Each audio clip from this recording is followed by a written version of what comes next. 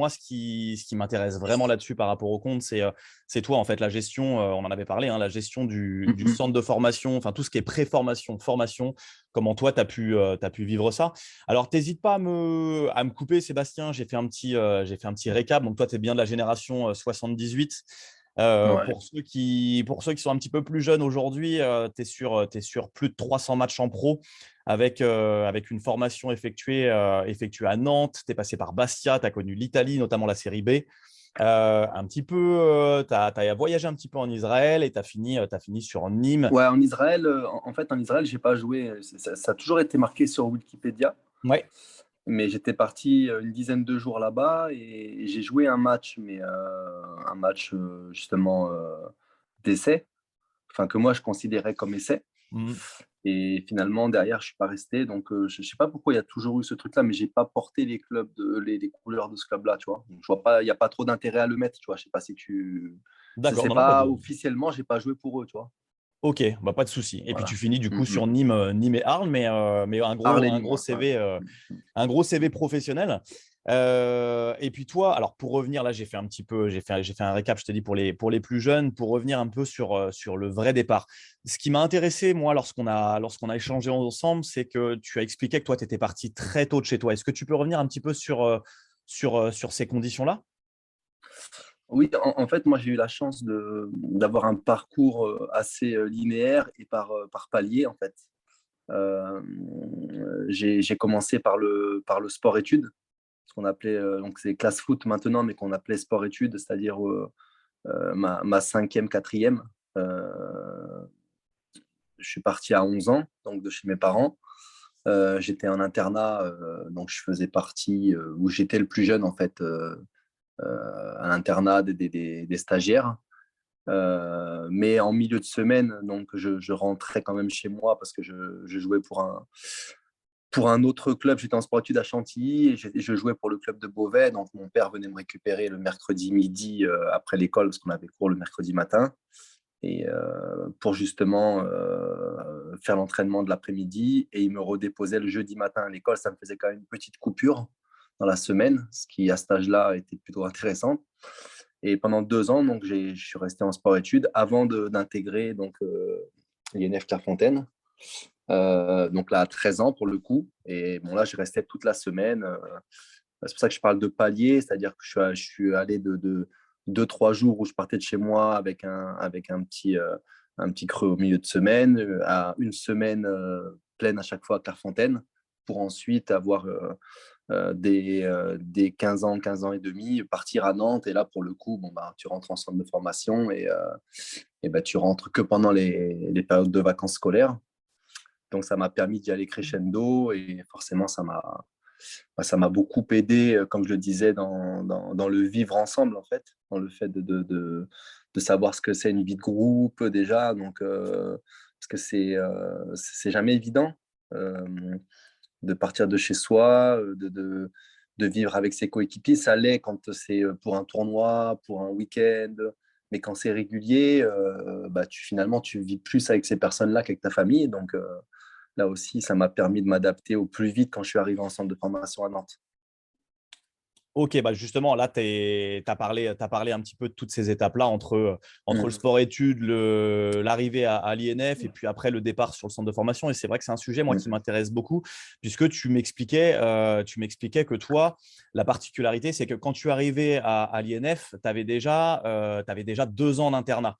Et Mhm. toi, à ce moment-là, tu m'expliquais que ça a été une force dans une période où c'est pas évident. Tu l'as mis en avant, hein, dans une période où c'est pas évident parce Mhm. qu'il y a l'éloignement, tu quittes un petit peu ton cocon familial, tes habitudes. T'as eu cet avantage-là par rapport aux autres. Tu peux développer un petit peu plus cette partie?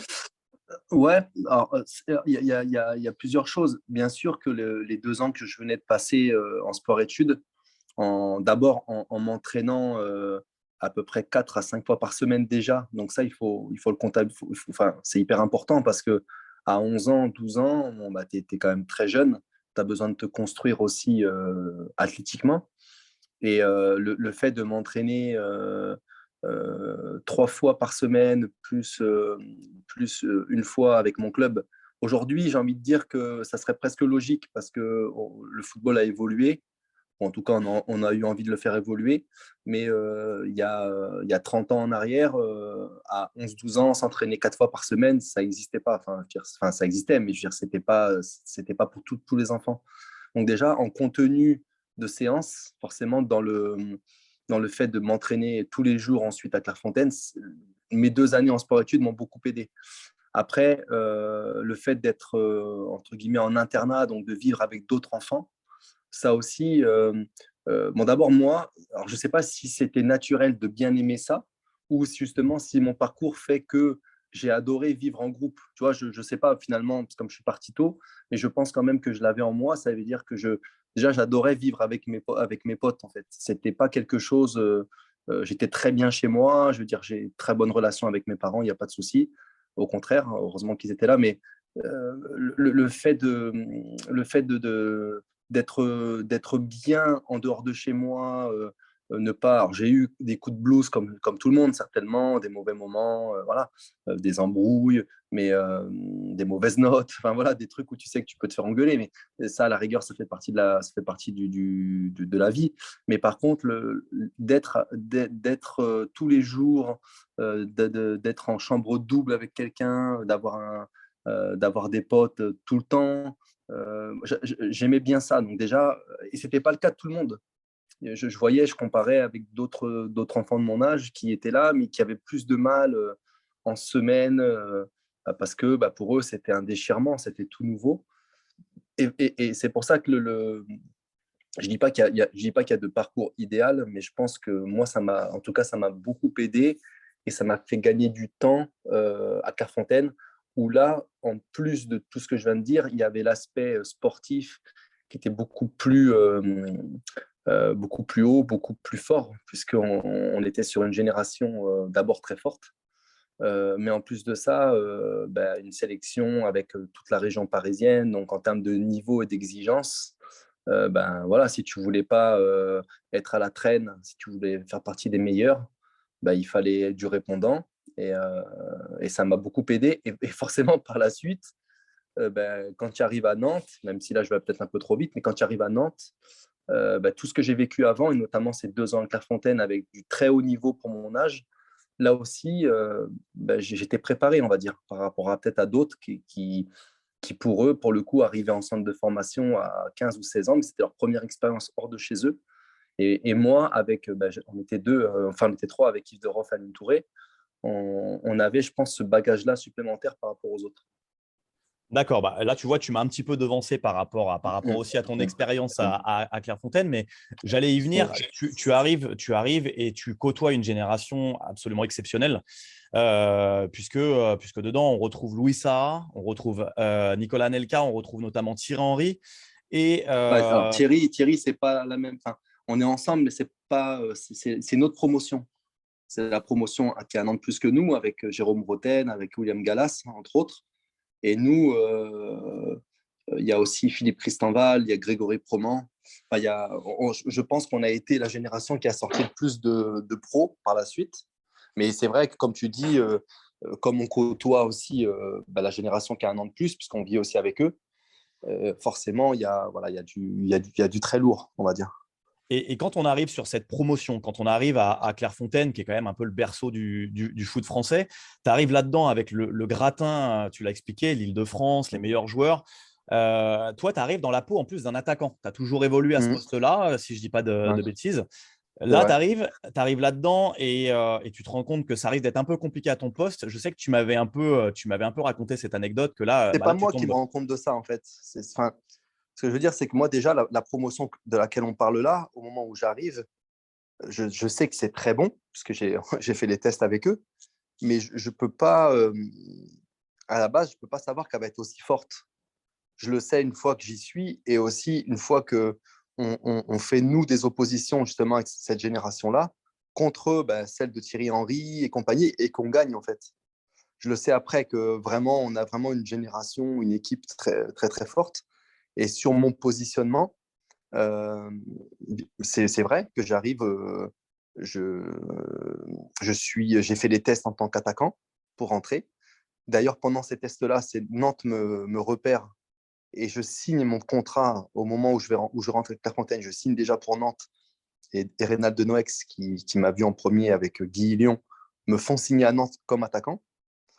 Donc, je rentre dans la peau d'un attaquant, ce que j'étais depuis mes débuts.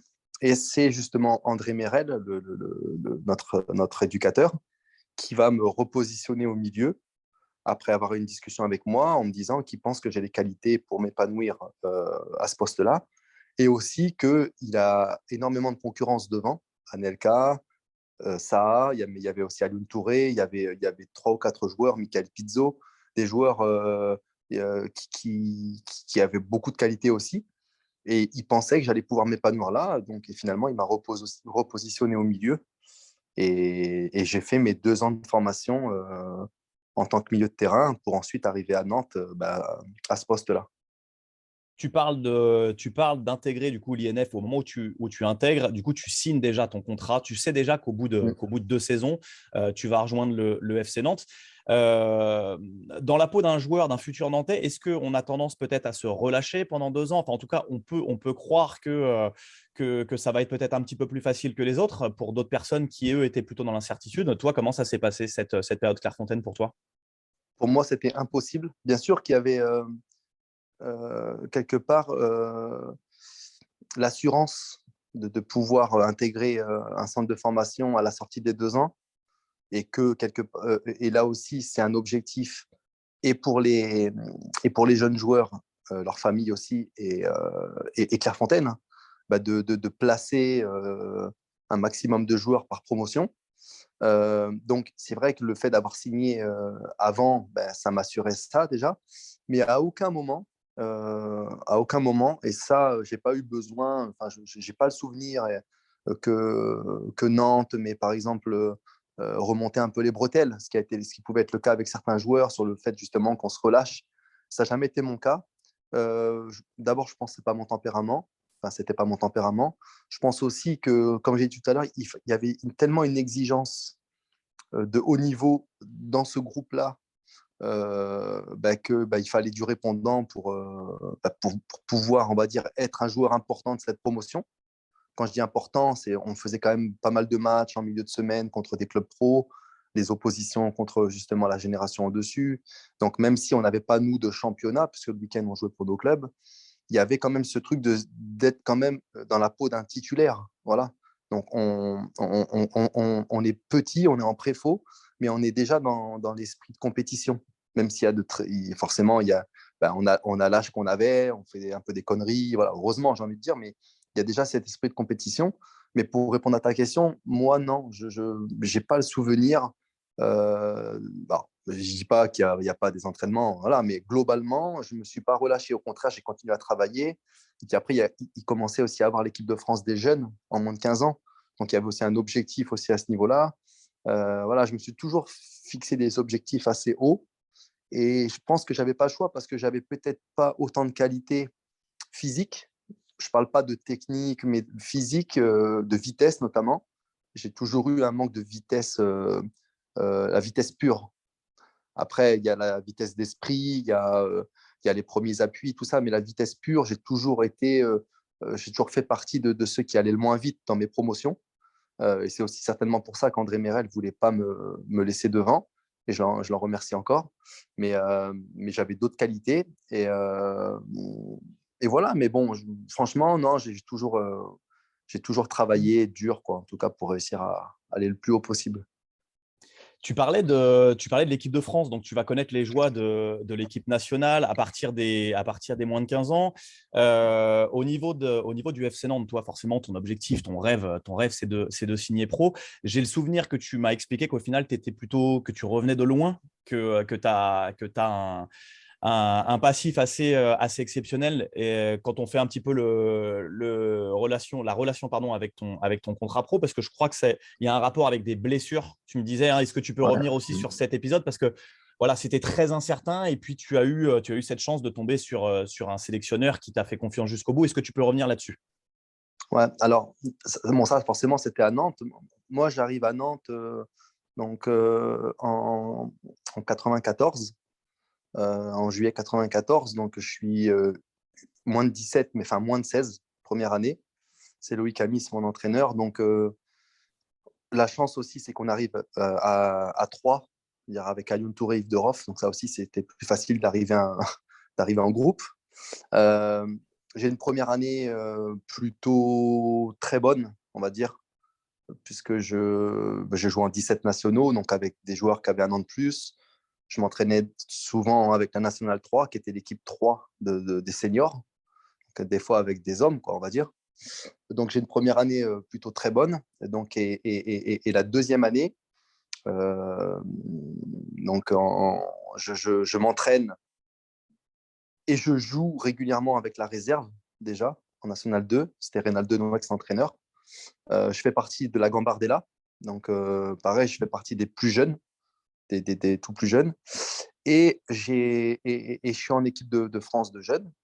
Et j'ai la chance de faire mon premier match avec les pros, avec Coco Ciodo. Donc, si je ne me trompe pas, ça doit être en novembre ou décembre, il me semble, 95. Donc, je suis moins de 17 encore. Donc, je suis dans le groupe. On va jouer à Montpellier en Coupe de la Ligue. Il y a aussi Yves Deroff avec moi. Et on fait nos premiers pas en pro. Pas en championnat, mais avec les pros. Euh, c'est une année, en fait, où je pouvais jouer avec la réserve, avec l'équipe 3 des seniors, avec les moins de 17, m'entraîner avec les pros, tout ça. Donc, j'ai eu une année, hein, ou une saison, et je partais en sélection, où j'ai fait énormément de matchs. Et en fin de saison, je redescends, donc, je redescends avec les moins de 17, ceux de ma génération, parce qu'il y a, il y a toujours les phases nationales, en fait, en fin d'année, avec les premiers de chaque groupe. Et dans un tournoi anodin, enfin, un tournoi de préparation, je me fais les croisés. Donc, je me fais les croisés tout seul, en fait, sur une action. Mon genou, il lâche. Et à ce moment-là, donc forcément, bah, c'est une grave blessure. Euh, Pas forcément hyper connue à cette époque-là, les ligaments croisés. Aujourd'hui, on en a tous les jours presque. Et, et du coup, bah, ça a été un coup d'arrêt énorme pour moi. Là, quand on parlait de doute tout à l'heure, ben, pour la première fois, vraiment, j'ai douté parce que je ne savais pas combien de temps ça allait mettre. On ne s'entraîne pas, on est en rééducation. Et quand je suis revenu, donc du coup, la saison d'après, euh, j'ai mis pas beaucoup de temps à revenir sur les terrains. J'étais dans les délais normaux. Mais il y avait une petite course contre la montre pour l'équipe de France parce qu'il y avait un championnat d'Europe en Islande. Je me trompe pas, c'était des U18, il me semble, moins de 18. C'est ça. Et, et, et, et, euh, à Nantes, en fait, je rejouais, mais seulement avec l'équipe 3, un peu avec la Nationale 2, mais bon, pour les pros, il fallait même pas y penser. J'étais encore sous contrat stagiaire. Et finalement, de par l'importance que m'avait donné Jean-François Jodard, le sélectionneur, sur et en dehors du terrain, donc finalement, après un dernier rassemblement, il m'a sélectionné et on a été champion d'Europe. J'ai joué tous les matchs, j'ai fait un super tournoi. Et quand je suis revenu à Nantes, pour moi, en termes de confiance, euh, de football, d'état physique, ben, forcément, ben, ça m'avait remis tout en haut. Et vis-à-vis du club, pour le club aussi, ben, forcément, il y avait aussi, ça m'a permis de me relancer en parallèle de mon club. Et derrière, ben, voilà, il y a eu, enfin, ça s'est enchaîné, c'est-à-dire que j'ai pu reprendre mon chemin classique et puis au fur et à mesure voilà, intégrer l'équipe 1 et ensuite signer mon contrat pro. Et voilà, donc ça a été un moment important de ma carrière, mais je pense qu'il m'a beaucoup servi. Sébastien, on met souvent en avant les façons de fonctionner de Denouex. Tu as parlé de Denouex, Suedo, tu as parlé d'Amis. Là, on est sur de la formation, on est sur de la formation nantaise à 100%. Toi, tu arrives là-dedans, tu es très jeune. Est-ce que tu peux, j'imagine que oui, tu peux confirmer ces dires-là. Comment toi, tu te sens en tant que jeune quand tu intègres quand tu intègres ce vestiaire avec ces personnalités-là? Tu veux dire quand j'intègre Nantes? Quand tu intègres, non, plutôt quand tu vas commencer quand tu débutes, tu parlais de novembre 95, quand tu fais ton premier match en coupe avec les pros, donc juste avant que Ah, tu joues ouais. avec eux. Comment toi, tu te sens au sein de cet effectif-là? Tu arrives dans une nouvelle dimension, tu sais que ça se rapproche. Comment toi, tu te sens dans ce groupe-là? La chance que l'on avait à Nantes, c'est que les fondamentaux, ce que souhaitait voir Jean-Claude Siodo tout en haut, c'était ce qu'on nous apprenait, nous, dès l'instant où j'ai franchi la Jonelière et que Loïc Amis était mon premier entraîneur. C'est-à-dire que dans le jeu, dans la compréhension du jeu, dans les courses, dans la recherche des espaces, ben voilà, enfin, tout ce qu'on nous apprend au FC Nantes de l'époque, c'est des choses ensuite qui sont ancrées en nous et qui nous donnent beaucoup de certitude justement quand on arrive tout en haut. C'est-à-dire qu'on sait ce qu'on a à faire. Bien sûr, la qualité des joueurs est plus importante puisqu'on se rapproche des pros ou on est avec les pros.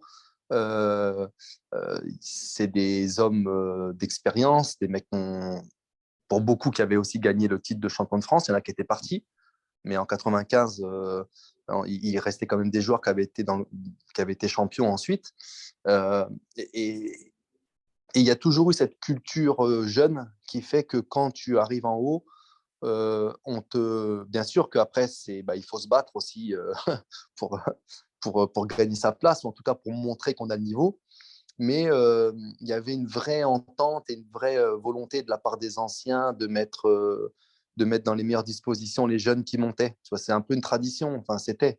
Parce que pour beaucoup étaient aussi passés par là. Il y a eu, même s'il y a eu aussi des joueurs qui arrivaient de l'extérieur, hein, bien sûr, mais pour les joueurs formés au club, c'était naturel.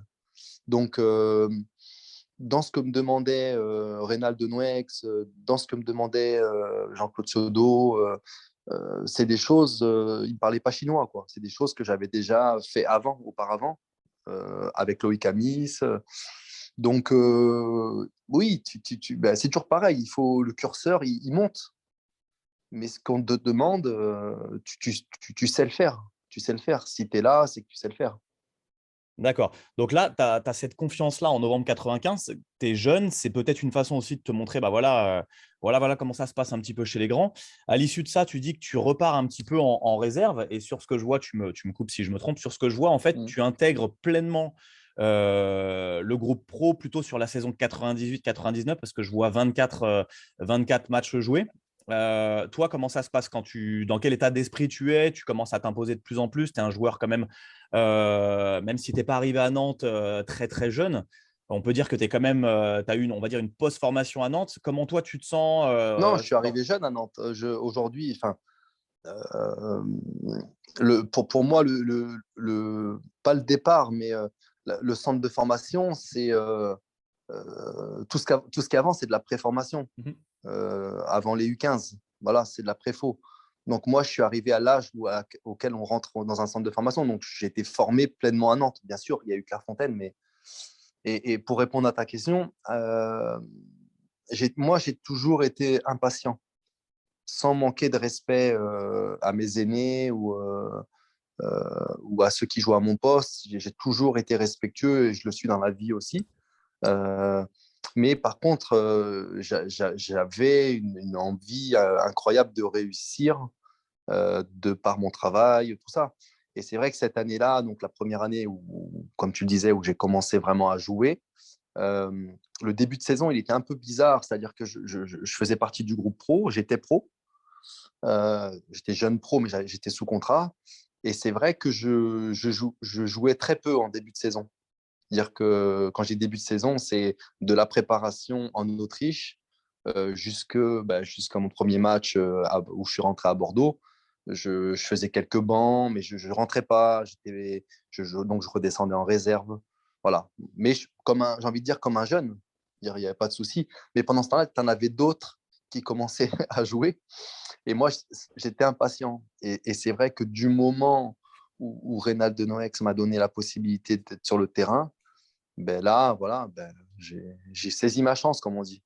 Et là, quel est son Euh, discours à Reynaldo Nouex là, par rapport à toi qui es jeune à ce moment-là? Il t'intègre progressivement, petit à petit. Tu expliques que voilà, il t'appelle. Après, de temps en temps, tu peux. Enfin, c'est pas impossible de redescendre. Comment toi, il t'intègre? Est-ce qu'il y a une vraie communication? Tu sens qu'il y a oui, il y a ce oui, bon, on désir a toujours d'intégration eu. ou il n'y a pas forcément de communication? Oui, oui, oui. Bah, surtout que, bon, surtout avec Reynald, bon, c'est lui, comme je disais dans mon histoire, c'est lui qui m'a repéré et validé avec Guy Lyon. Donc, dire qu'il me connaît depuis que j'ai 13 ans, quoi, 12-13 ans. Donc, forcément, ça a été mon directeur de centre, ça a été mon coach en réserve. Donc, on a forcément des liens, comme il pouvait en avoir avec d'autres joueurs aussi qu'il avait eu en formation. Hein. Il y a pas que moi. Mais je me rappelle, oui, que le début de saison, là, août, septembre, octobre, là, le premier trimestre, on va dire, du championnat, où je jouais pas du tout, en fait, avec l'équipe, avec la Ligue 1. Une fois que tu es pro, une fois que tu t'entraînes avec le groupe, le seul truc que tu attends, c'est quand le vendredi, ils te donnent la liste des 18 ou 16, d'être dedans déjà. c'est les, donc, j'ai envie de dire, tu l'attends encore plus quand tu es jeune. Mais je me rappelle avoir discuté avec lui, qui me disait qu'il fallait que je sois patient, je continue à travailler, que mon heure allait arriver, que si j'étais là, que si j'étais dans le groupe, que voilà, c'est que j'avais le niveau pour à un moment donné jouer. Ça, c'est le discours de façade. Mais quand tu es jeune, tu l'entends, mais tu sors du bureau, tu es énervé. c'est normal, ça fait partie du truc. Et voilà, et je me souviens que quand il m'a lancé dans le bain à Bordeaux, et que derrière, j'ai enchaîné, et que ensuite je suis devenu titulaire, bon voilà, non, il y avait pas de discours parti. Il m'a pas, je pense, plus qu'un autre, préparé, pas préparé. Je pense que quand tu es à Nantes et que ça fait 4-5 ans que tu es en formation, tu es préparé de toute façon. Ouais. Il faut que quand on fait appel à toi, et comme je disais tout à l'heure, la force qu'il y a à Nantes, qu'il y avait, c'est que ce qu'on te demandait en pro, c'est ce qu'on te demandait depuis que tu étais au centre. Donc, voilà, bah, tu sais ce que tu as à faire. Il y a juste bah, le fait que bah, il y a plus de pression parce que voilà, tu joues pour l'équipe première, tu joues en D1 à l'époque, il y a du monde dans le stade, voilà, tu es avec l'équipe première. C'est sûr que c'est plus de pression que quand tu joues à Marcel Sopin avec la réserve ou avec les moins de 17, ça c'est sûr. Mais bon, en même temps, on fait tout ce parcours et tous ces sacrifices pour arriver à ce moment-là, quoi, déjà. Donc, je ne me rappelle pas avoir eu plus de pression. Je pense qu'au début, justement, on a beaucoup d'insouciance dans ce milieu-là. Surtout au début en pro, il y a beaucoup d'insouciance. On ne calcule pas trop, ce qui n'est pas forcément le cas par la suite, parce que ben, quand ça se passe plutôt bien, on parle beaucoup du joueur et ça peut déstabiliser voilà, si on n'est pas préparé. Ok. Voilà. Sébastien, tu as répondu en partie à la question, mais je vais quand même te la poser. Moi, par rapport à mon compte, on traite souvent de cette Ah, je t'entends partie-là. plus. Ouais, tu m'entends? Est-ce que c'est mieux? Là, oui, c'est bon, là. Ouais, ouais. D'accord, excuse-moi. Je te disais, par rapport à mon compte, on traite souvent de la partie un peu échec dans le football. On essaye de mettre en avant un petit peu toutes les personnes, en tout cas, qui ont connu cette expérience-là en club pro et qui, Mhm. malheureusement, eux, n'ont pas, ou en tout cas, ça n'a pas abouti à ce contrat pro. Selon toi, qu'est-ce qui a fait que bah, toi, tu es passé et pas forcément les autres? Je dirais que en numéro un, je mettrais le travail. Et c'est pas un truc bateau, c'est-à-dire que bah, j'ai côtoyé beaucoup de joueurs qui étaient très bons. Et avec le travail, je mettrais avec, c'est-à-dire parce que ça va ensemble, l'état d'esprit, quoi, le tempérament, c'est-à-dire le fait de savoir ce que tu as envie ou pas, quoi. Parce que j'ai vu énormément de très très bons joueurs dans ma formation à Nantes, des mecs où on se disait, lui, c'est sûr, il va être pro, tellement il est bon, mais derrière, voilà, on part du centre, on est en appartement, la voiture, les filles, voilà, alors que finalement, tu n'as encore rien fait. Donc, ça peut être ça aussi. Donc, je dirais le travail et l'état d'esprit. Et après, forcément, en toute humilité, ben, le talent. Quand je dis le talent, c'est on est tous différents, les joueurs. On a tous des profils différents. Donc, quand je dis talent, c'est pas pouvoir savoir faire une roulette ou voilà, c'est de la technique, la technique. Mais encore une fois, souvent les jeunes confondent être technique, c'est pas faire 50 crochets ou voilà. Une technique, c'est une bonne passe, c'est un bon contrôle. Et je pense que techniquement, sans faire lever les foules, j'avais aussi j'étais au-dessus de la moyenne par rapport au poste dans lequel j'évoluais. C'est-à-dire que ma bonne première touche, mon bon positionnement des épaules sur le terrain pour gagner du temps, la compréhension du jeu, parce que ça aussi, il faut pas, surtout quand tu es à Nantes, c'est quelque chose qui est hyper important, la compréhension du jeu, c'est-à-dire savoir à qui tu vas la donner avant, ton déplacement sans ballon, peut-être pour laisser un espace pour ton coéquipier, enfin, que des trucs voilà, qui, des fois, on a l'impression qu'on parle chinois quand tu es jeune, mais qui sont hyper importants. Et je pense qu'à ce niveau-là, j'avais aussi j'avais cette compréhension, j'avais ce truc en plus, peut-être que d'autres n'avaient pas, qu'on pas réussi, hein, je parle. Après, euh, voilà, je dirais ces trois choses-là qui sont pour moi voilà, hyper importantes. Mais déjà, le travail, comme je dis souvent aux jeunes, parce que maintenant, à travers les tournois que j'organise, bon, le travail, je le dis souvent aux parents, aux gamins, c'est quelque chose qu'on ne pourra jamais vous enlever. Parce que autant une blessure, un choix de l'entraîneur avec qui ça passe pas bien, euh, un joueur à ton poste dans une génération qui va quelque part te prendre ta place, mais malheureusement, il faut choisir entre deux, c'est lui. Tout ça, il y a plein de choses qui peuvent faire que ça ne fonctionne pas, que ça ne marche pas. Mais le travail, personne ne peut te l'enlever. Personne. Si tu as envie de travailler, si tu as envie de travailler double, triple, si tu as envie de... Ça, c'est quelque chose que tu maîtrises toi. Et ça, il faut que les jeunes comprennent ça. Ouais, et puis Pour c'est moi, intéressant. C'est très intéressant ce que c'est tu dis. Et puis vraiment le plus important. Personne ne peut t'enlever ça. Personne. le travail. Ouais, il n'y a pas Mm. de, il y a pas de hasard de toute façon. Personne ne pourra te Euh, dire, oh, tu travailles trop. Ou... tu vois, voilà. Et quand on sait l'importance de répéter certaines choses, certains gestes en fonction du poste dans lequel tu joues, le travail athlétique, le travail invisible. Voilà, le travail, ça revient souvent. Pour moi, c'est la base.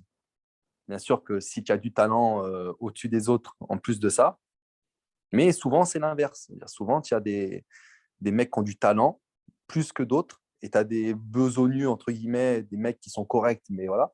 Et via le travail, via le sérieux, et ben, à un moment donné, la balance, elle penche du côté de celui qui bosse et qui, et souvent, les entraîneurs,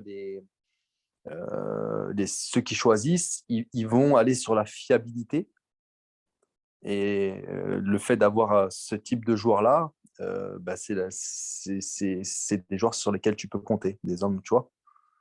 Après, attention, après, il te faut de tout. Hein. Dans le foot, il faut des mecs, voilà, il faut des mecs qui. On ne peut pas tous être les mêmes, heureusement d'ailleurs. Mais, Non, mais on a bien compris par rapport mm, aussi à ton profil.